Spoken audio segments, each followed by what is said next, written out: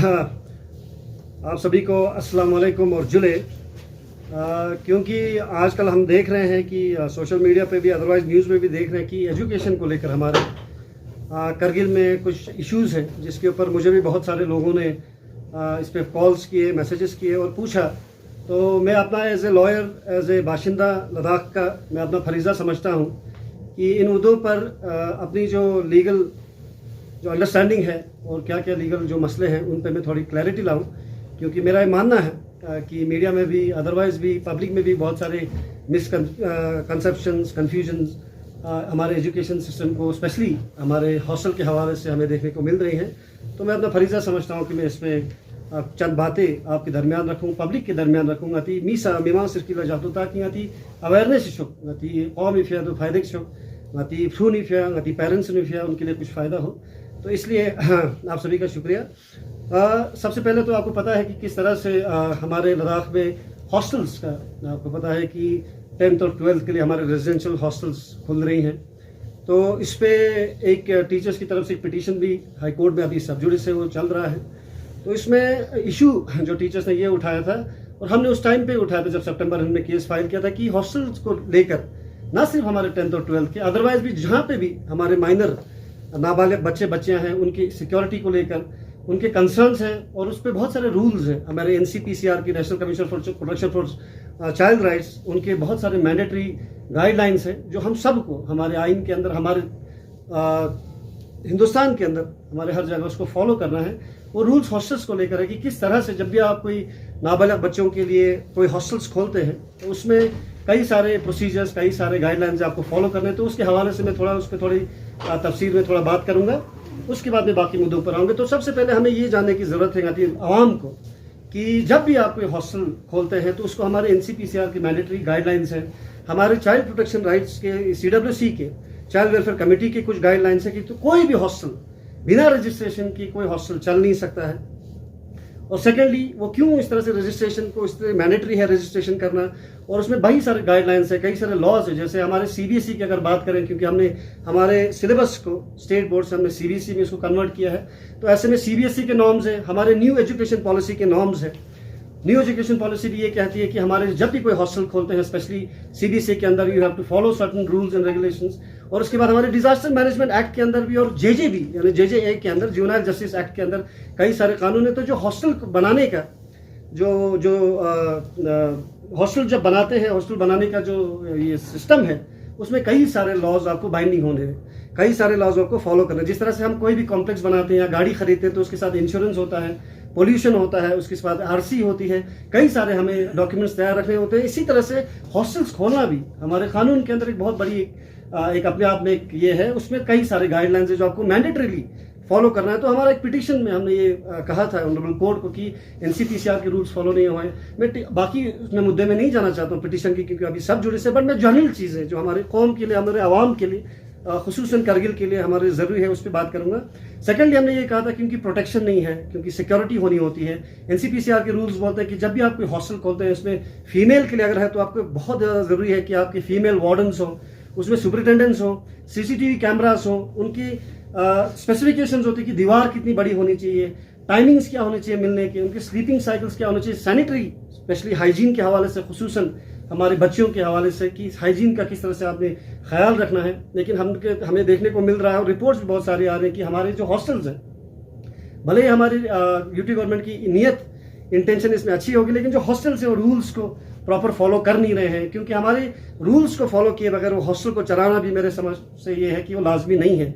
और ये हमने सितंबर में इस बात को बार बार कहा था। तो ऐसे में हमें आजकल दिखने को मिल रहा है कि कई सारे हॉस्टल इस तरह से चल रहे हैं। तो मैं इस पे ये मानता हूँ कि जब तक हमारे रूल्स फॉलो नहीं होते हॉस्टल्स में, तो हमारी सिक्योरिटी की लैप्सेस रहेंगी, हमारे उनकी सिक्योरिटी की, उनकी प्राइवेसी की, जो एक फंडामेंटल राइट है बच्चों का, स्पेशली जो खुद अपने राइट्स नहीं समझते हैं, जो 18 से छोटे होते हैं, उनकी अपनी प्राइवेसी की राइट्स है, वो सब वायलेट होती है। तो ऐसे में ये जो हॉस्टल्स जो चल रहे हैं उनको गौर फिक्र करने की जरूरत है कि मैंडेटरी जो रूल्स आपने फॉलो किए कि नहीं किए।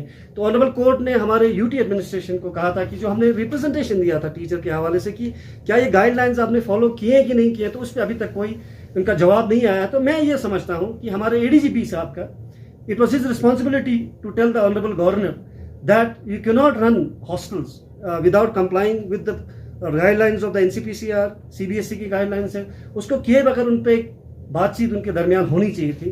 क्योंकि खुदा न खास्ता अगर कोई केस होता है, जिसमें मैं आऊँगा, अगर इस केस का भी सिलसिले में हमने कोई चीज़ें सुनी हैं, खुदा न खास्ता अगर कोई केस होता तो कौन रिस्पॉन्सिबल होगा, इसको एजुकेशन डिपार्टमेंट को देखने की ज़रूरत है। क्योंकि ये जो एक सिस्टम अभी हॉस्टल का शुरू हुआ है, ये एक ऐसा सिलसिला हो सकता है जो आने वाले फ्यूचर में हमारे यूटी में बहुत कंटिन्यू रहे। तो ऐसे में हमें ज़रूरी है कि हम जब भी कोई ऐसा सिस्टम लाएं उसको फॉलो करें कि रूल्स प्रॉपरली फॉलो हो, ताकि हम हमारी due to our lack of knowledge हम ऐसे केसेस ना देखने को पड़े। क्योंकि करगिल में हमें देखने को मिलता है, लेह में बहुत सारे पॉक्सो के केसेस होते हैं जिसमें बाद में जो जिनके ऊपर ये इल्ज़ाम लगाए जाते हैं, जिनके खिलाफ FIR होता है, वो बोलते हैं कि हमें पता ही नहीं था ऐसा लॉ। तो मैं ज़रूरी समझता हूँ कि ये चीज़ आपको पता होनी चाहिए। एंड सेकेंडली, मैं ये समझता हूँ कि कई सारे रूमर्स अभी हमें देखने को मिल रहे हैं कि किसी जगह पे इस तरह के कोई हादसा हुए, उसकी वेरिसिटी अभी हमें पता नहीं है। आई कैन नॉट से फॉर ए फैक्ट कि उसको हुआ है, हमें नहीं पता है। लेकिन ये इसके पीछे रीज़न क्या हो सकता है, इसके बारे में मैं आपको बताना चाहता हूँ। रीज़न ये हो सकता है क्योंकि कोई भी हॉस्टल जब भी आप बनाते हैं उसमें हमारे लोकल पुलिस को आपको इन्फॉर्म करना होता है, रजिस्ट्रेशन करना होता है CWC के पास, सोशल वेलफेयर डिपार्टमेंट के साथ रजिस्ट्रेशन करनी पड़ती है। क्योंकि ये ना होने के बावजूद, ये ना होने की वजह से इसलिए ऐसे वारदात हो रहे हैं जिसमें हमें कोई अकाउंटेबिलिटी फिर नहीं मिलती है। हम उस शख्स को पकड़ नहीं सकते जो ये बोलेगा कि मैं हॉस्टल चला रहा था। तो ऐसे में हमें ये देखने को मिलता है, कल हमारी CWC की टीम ने, आपने देखा होगा मीडिया में, कई सारे जगहों पर जाके हमने इंस्पेक्शन किया, तो ये भी देखने को मिल रहा है कि बहुत सारे प्राइवेट हॉस्टल्स हैं जहाँ पे नाबालिग लड़कियाँ इस वक्त पढ़ रही हैं। तो मैं आपको मीडिया के हवाले से हमारे उन लोगों को ये बताना चाहता हूँ कि गैर कानूनी है ऐसा हॉस्टल चलाना। अगर आपको ऐसा हॉस्टल चलाना है तो आपको रजिस्ट्रेशन करनी है, यहाँ के बड़े सारे रूल्स हैं, आपको SHO को इन्फॉर्म करना है, कंसर्न पुलिस स्टेशन में इन्फॉर्म करना है, CWC में आपको इन्फॉर्म करना है, सोशल वेलफेयर में आपको बताना है। तो ये रूल्स इस वक्त फॉलो नहीं हो रहे हैं। तो मैं समझता हूँ ये हमारे लिए एक बोलते हैं ना कि it's sitting bomb for us. ये कभी भी एक ऐसा हादसा हो सकता है, हमारे नाबालिग खुसूसन लड़कियां हैं, उनके साथ कोई हादसा हो सकता है, फिर हमें बाद में इस पर पछतावा करने से कोई कुछ नहीं होगा। इसलिए आपको मैं उनसे गुजारिश करूंगा। मैं समझता हूं कि हमारे यहाँ यूटी में अनएम्प्लॉयमेंट में हम पूरे यूटी में, लद्दाख में दूसरे नंबर पर आते हैं। अनएम्प्लॉयमेंट अभी उरूज पे है। मैं ये समझता हूँ कि बहुत सारे लोगों को एक जरिया होता है कमाई का, लेकिन साथ में आपको ऐसा गैर शाइस्ता चीज़ आपके हाथ से ना गुजरे जिसमें आपको कमाने के चक्कर में बाद में आप पे FIR हो जाए, जिससे आपकी ज़िंदगी ख़राब हो जाए। तो मैं इनसे गुजारिश करना चाहता हूँ कि आप हॉस्टल ऐसे ना चलाएं। और तीसरी बात जो मैं सबसे इंपॉर्टेंट बात आपसे ये कहना चाह रहा था कि हमारे माशरे में, चाहे वो करगिल हो, लेह हो, और हमारे पूरे इंडिया में, पूरे वर्ल्ड में जो हमारी गर्ल्स होती हैं, ऐसा कहा जाता है, बहुत सारे डेटा है कि कोई भी गर्ल कभी भी जब वो बड़ा होती तो ऐसा बहुत रेयर होता है कि उसके साथ कोई ऐसा फिजिकल अब्यूज़ ना हुआ हो, उसके साथ किसी ने छेड़खानी ना की हो। और लड़कियां खुसूसन इस चीज़ को दबाती हैं, इस चीज़ को इजहार नहीं करती हैं, क्योंकि हमारे सोसाइटी में टैबू माना जाता है, इसको हमारी सोसाइटी में गलत माना जाता है। तो बहुत सारी लड़कियां at one stage or other, at one point of time they go through a certain form of sexual violence. तो इसलिए हमें इस पेचीदगी को समझकर हमारे पेरेंट्स से भी मैं गुजारिश करना चाहूँगा कि क्या आप ऐसे हॉस्टल्स में अपने बच्चे न भेजें जिसका आपको वेरासिटी पता नहीं है, क्या रजिस्टर्ड है कि नहीं है, क्या वो लीगल है कि नहीं है। क्योंकि अगर आप किसी हॉस्टल में भेजेंगे जो प्राइमा फेसी तो बिगिन विद अगर लीगल नहीं है, तो ऐसे में मैं समझता हूँ कि वो गलत हो जाएगा। फिर आपको इस पर कार्रवाई भी बाद आप में कोई कर नहीं पाएंगे, क्योंकि पेरेंट्स की रिस्पॉन्सिबिलिटी है कि ऐसे बच्चों को ऐसे स्कूल्स में न भेजें जिस पर रजिस्ट्रेशन नहीं है। और तीसरी बात मैं ये समझता हूँ कि अभी जितने भी गर्ल्स हॉस्टल्स, हमारे गवर्नमेंट स्कूल के हॉस्टल्स चल रहे हैं, ज़्यादातर हमारे लोग वहाँ पे गरीब लोग जाते हैं। ज़्यादातर हमारे तबके के ऐसे लोग जाते हैं जिनकी कमाई बहुत कम होती है। और गरीब लोग इसलिए ज़्यादातर हॉस्टल में अपने बच्चों को भेज रहे हैं क्योंकि उनको लगता है कि गवर्नमेंट उस पर बहुत ज़्यादा खर्चा कर रही है। तो शायद गवर्नमेंट अच्छे से खर्चा कर रही है, गवर्नमेंट हमारे केयर कर रही है बच्चों को, तो वो एक उम्मीद से हमारे बच्चों को वहाँ भेजती है। लेकिन आपने देखा, हम सब ने देखा कि रिजल्ट्स पिछले साल हमारे 10th और 12th का 33% इनका रिजल्ट था।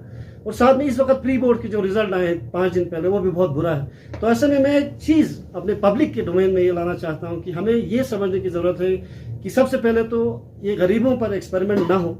हमें CBSE को पहले इम्प्लीमेंट करने के लिए लद्दाख में there should have been thorough brainstorming होनी चाहिए थी। ब्रेनस्टॉर्मिंग इस हवाले से होनी चाहिए था कि CBSE अगर हमने फॉलो किया तो इसमें क्या हमारे बच्चे कामयाब होंगे नहीं होंगे।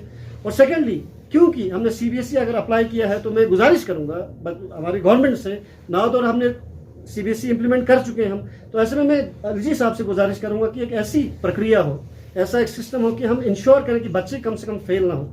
क्योंकि जो बच्चे पिछली बार फेल हुए उनका क्या हुआ हम किसी को नहीं पता है। तो ऐसे में मैं गुजारिश भी करूंगा, आपका मंशा, मैं समझता हूँ आपकी मंशा सही हो सकती है, लेकिन आपको रूल्स फॉलो करने हैं। तो ऐसे में अगर आप एक सिस्टम चलाते भी हैं तो इंश्योर करें कि हम एक लेटर के थ्रू सेंट्रल गवर्नमेंट के साथ रिक्वेस्ट कर सकते हैं, क्योंकि एक प्रोविजन होता है हमेशा कि आप वैसे भी एजुकेशन सिस्टम ऐसा हो गया कि अभी it needs to from a overall perspective से अगर आप देखा जाए, होलिस्टिकली देखा जाए, फेल करने का वैसे भी बहुत सारे कंट्रीज में प्रोविजन ही नहीं होती है, क्योंकि जो एग्जाम का सिलसिला है वो आपको टेस्ट ऐसे पैरामीटर्स पे करते हैं जो शायद जरूरी नहीं है कि उससे आपका इंटेलेक्ट पता हो। तो ऐसे में मैं एलजी साहब से आपके हवाले से गुजारिश करना चाहता हूं कि लोगों को फेल ना करें। और सेकेंडली जो हॉस्टल्स अभी चल रही हैं, जिसको अभी 1 जनवरी से शायद आप चलाने वाले हैं, उस पर असली तरीके से हमारे पुलिस हल्का को लेकर, और सबसे इंपॉर्टेंटली जब भी ये हॉस्टल का जो शुरू हुआ था उसमें CWC हमारी जो चाइल्ड वेलफेयर कमेटी होती है JGB के अंदर, उनको पता ही नहीं है, उनको पता ही नहीं है कि ऐसे हॉस्टल शुरू हो रहे हैं, जबकि सबसे पहला स्टेक होल्डर उनको होना चाहिए था। तो आप हर किसी को बोर्ड पर लेकर, CWC को, हमारे NCPCR की टीम को बोर्ड पर लेकर, हमारे CBC की टीम को बोर्ड पर लेकर आप ऐसा एक सिस्टम बनाए जिससे हमारे इलीगल चीजें हमसे ना गुजरे, यूटी गवर्नमेंट से ना गुजरे, ये मेरी गुजारिश है। और फोर्थली एंड मोर इंपॉर्टेंटली मैं ये समझता हूँ, क्योंकि आपके सवाल भी होंगे, उससे पहले मैं एक बात वाजे करना चाहता हूँ, वो ये है कि हमारे पुलिस डिपार्टमेंट ने रिसेंटली आपने देखा सोशल मीडिया पे कुछ नोटिस इशू किए, एक शख्स के खिलाफ कहा गया कि he is a rumour monger.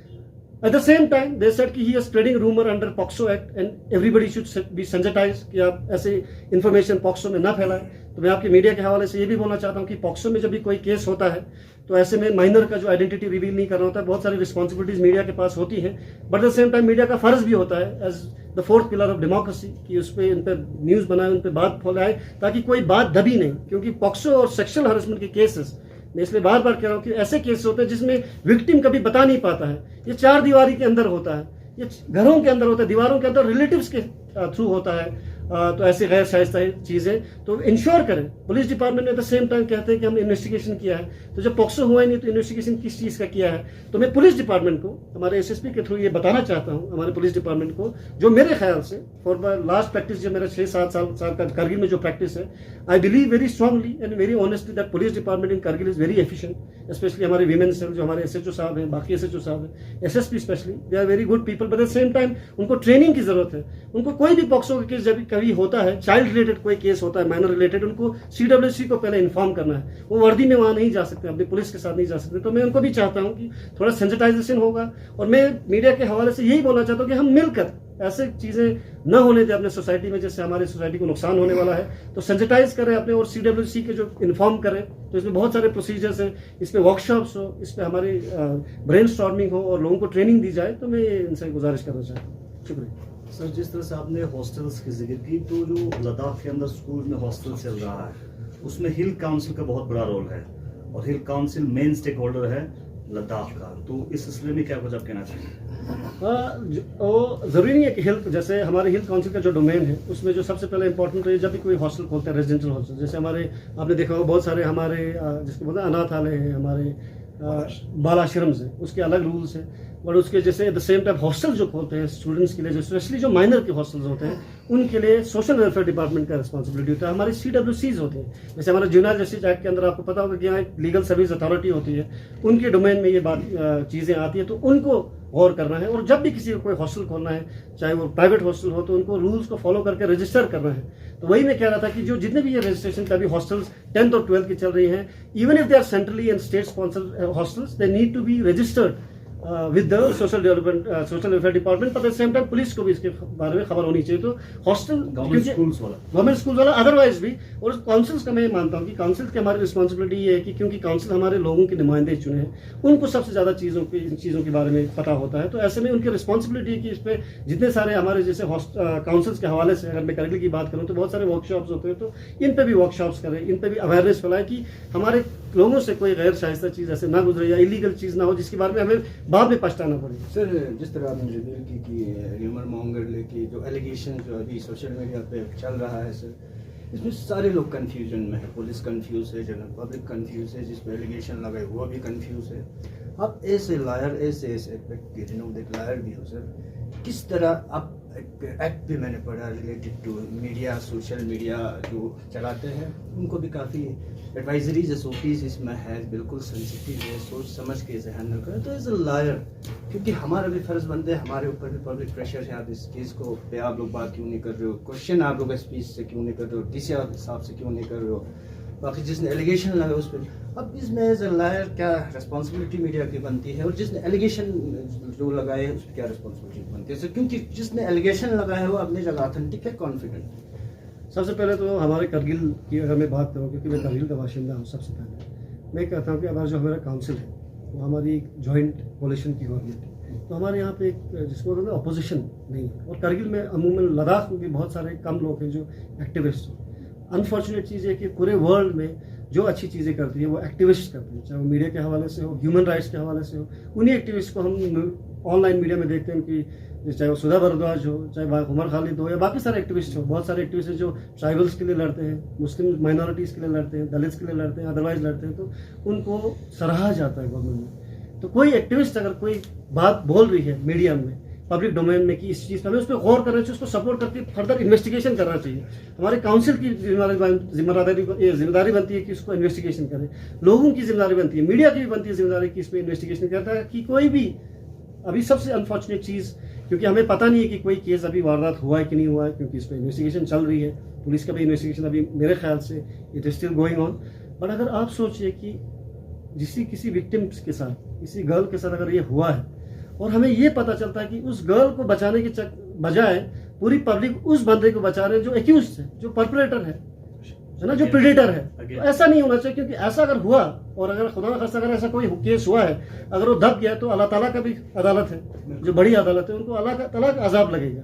हमें एज ए सोसाइटी, स्पेशली मैं करगिल की बात करूँगा, हम छोटी छोटी चीज़ों में, हमारे इदारों ने हमारे इदारों ने कहा, हमारे लोग कहते हैं हवा में बात नहीं बोलते, हम लोग ऐसे ही, किसी को शौक नहीं है कि कोई भी कहीं जाके रिस्क लेके करे। एक्टिविस्ट को रोज इधर पुलिस वाले बुलाते हैं, कभी कोई कुछ बोलता है तो वो रिस्क लेके अगर कर रहा है तो उसको तनकीद, उसको फर्दर उसको एग्जामिन करने की जरूरत है, उसको अप्रिशिएट करने की जरूरत है। लेकिन हमारे यहाँ क्या होता है, जैसे मैंने आपके खिलाफ कुछ बोल दिया, वो पर्सनली लेता है। मैं काउंसिल के खिलाफ कुछ बोलूंगा, काउंसिल में मेरे इतने सारे दोस्त हैं, इतने सारे मेंटर्स हैं, वो बुरा मान जाते हैं, पर्सनली लेते हैं चीज़ें को। ऐसा नहीं होना चाहिए, क्योंकि उस विक्टिम के बारे में सोचे, अगर उसको पूरी जिंदगी इस बात पे गुजारनी पड़े कि मेरे परपरेटर को लोगों ने बचाया और मेरे बारे में किसी ने कुछ नहीं बोला, तो ऐसा होना नहीं चाहिए। मैं समझता हूँ बहुत अनफॉर्चुनेट है। और secondly, media being a fourth pillar of democracy, it is the fourth pillar of democracy, it is your right, it is your duty under Article 19 also of the Constitution of India that you give news, you give reports। आपको जहां लगता है कि कोई करने की जरूरत है, आपको करने की जरूरत है, डरने की जरूरत नहीं है। पुलिस अगर या कोई हलकारी आपको डराने की कोशिश करते हैं, नहीं कर सकते। But in this case of POCSO there are certain limitations under 19 also, कि हमारे स्टेट की सॉवरेनिटी के लिए हो या किसी की मोरालिटी के अगेंस्ट नहीं बोलना है। आप अपने एथिकल्स के जो हमारे मीडिया के जो रूल्स हैं, लॉज है, उसमें बिल्कुल इन्वेस्टिगेशन करें, और आपका फर्ज बनता है ये करना। और थर्डली, पॉक्सो के केस में अगर मैं वापस लाऊं, क्योंकि इससे रिलेटेड बहुत सारा न्यूज़ है, कोई भी शख्स पॉक्सो का कोई केस अगर उसके नज़र में आता है, अगर उसको रिप्लाई नहीं करता, उस पर अगर इन्फॉर्म नहीं करता, उसके खिलाफ कार्रवाई होती है। पॉक्सो में प्रोविजन है। तो कि हम कोशिश ये करें कि किसी नाबालिग इंसान के साथ, खुसूसन हमारी गर्ल्स के साथ, ऐसी कोई चीज़ ना हो जिसको, ऐसे पहले तो हो नहीं, अगर हो तो पब्लिक डोमेन में जिस चीज़ बंदे ने इसको किया उसको सज़ा मिले।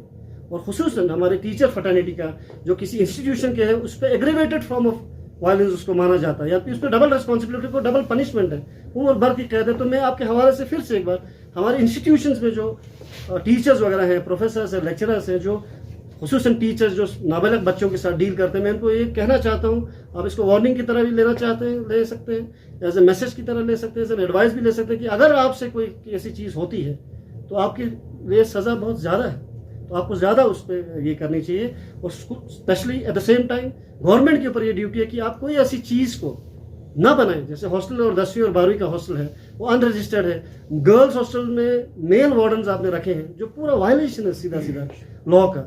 ये तो मतलब कॉमन सेंस की बात है। तो ऐसे में कोई चीज़ होगी तो रिस्पॉन्सिबल तो गवर्नमेंट भी है। तो ऐसे गवर्नमेंट के जब अगर हॉस्टल चलाते हैं, तो अगर इन लॉ को फॉलो नहीं किया, I am making sure as a lawyer, मेरी रिस्पॉन्सिबिलिटी की मैं इसमें नेशनल ह्यूमन राइट्स कमीशन को भी लिखूंगा, मैं PIL भी करने वाला हूँ इसी चीज़ पे कि अगर ये हॉस्टल्स लीगली NCPCR के रूल्स में अगर नहीं आते हैं, जो हमारे लॉज उसके अंदर नहीं आते, तो इनको बंद करना चाहिए। और सरप्राइजिंगली UT गवर्नमेंट ने इस पर अभी तक कोई रिप्लाई दिया नहीं है। तो I hope again that the UT administration before they start the hostels in January for the 10th and 12th, they ensure that all the security arrangements are in place, and the our ADGP जो DGP अभी है, वो ensure करे कि हमारे लोगों की protection और हॉस्टल इलीगल ना हो, वरना ये हमारे सोसाइटी के लिए आने वाले टाइम में बहुत बड़ा नुकसान कर सके। सर, जो टीचर्स फ्रेटर्निटी उन्होंने PIL पिटिशन फाइल किया है, तो उस पर अभी तक कोर्ट की तरफ से कितने जजमेंट्स आया है, और नेक्स्ट जजमेंट कब तक आ सकता है? बिल्कुल अच्छा सवाल है। ये आपने पूछा। सबसे पहले तो जब हमने सितंबर में केस फाइल किया था तो कोर्ट ने ऑर्डर किया था, कैट ने, ये हाई कोर्ट में नहीं है, कैट ने ऑर्डर किया था, कहा था कि इस पे आप ये बताओ, क्योंकि हमने पिटीशन में लिखा था क्या ये एनसीपीसीआर रूल के फेवर में है, section 23 of the right to education के साथ है, ये क्या उस कंफर्मिटी में है। सेकेंडली हमने बोला था सीबीएसई के रूल्स के साथ है, एनईपी इसमें फॉलो हुआ है, डिजास्टर मैनेजमेंट फॉलो हुआ, तो उस पर कोई जवाब अभी तक यूटी गवर्नमेंट ने, हमारे एजुकेशन डिपार्टमेंट ने नहीं दिया है। और इंपॉर्टेंटली हमारे शमसी साहब, who is the council for UT administration, he is on record, जो हमारे जजमेंट में मैं आपको कॉपी दूंगा, उनने ऑन रिकॉर्ड कहा है, जो ऑनरेबल कोर्ट ने भी कहा कि ये वॉलंटरी होना चाहिए टीचर्स के लिए, फिर भी ये जबरदस्ती टीचर्स को मैंडेटरी करके ये चला रहे हैं। अपने काउंसिल को जो उन्होंने कोर्ट में एफिडेविट पे दिया उसको भी फॉलो नहीं कर रहे। तो मैं इनको फिर से एक बार, मैं without sounding very arrogant, without sounding very condescending, I want to request the honourable LG that हमारे यूटी एडमिनिस्ट्रेशन का केस के हवाले सिलसिले में बहुत ज़्यादा रिकॉर्ड बुरा रहा है। आपको पता होगा एनसी का जो फ्लैग का इशू था, सिंबल का जो इशू था, सुप्रीम कोर्ट ने हमारे ऑनरेबल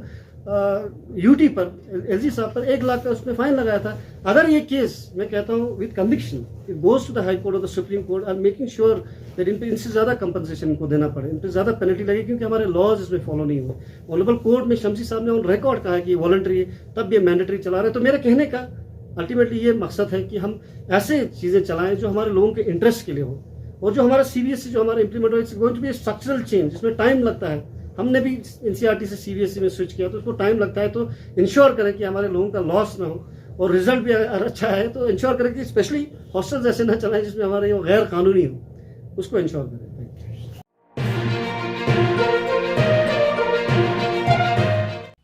मकामी, कौमी और बैनुल-अक़वामी ख़बरों से बाखबर रहने के लिए चैनल को लाइक, शेयर और सब्सक्राइब करें। साथ ही बेल आइकन दबाना न भूलें।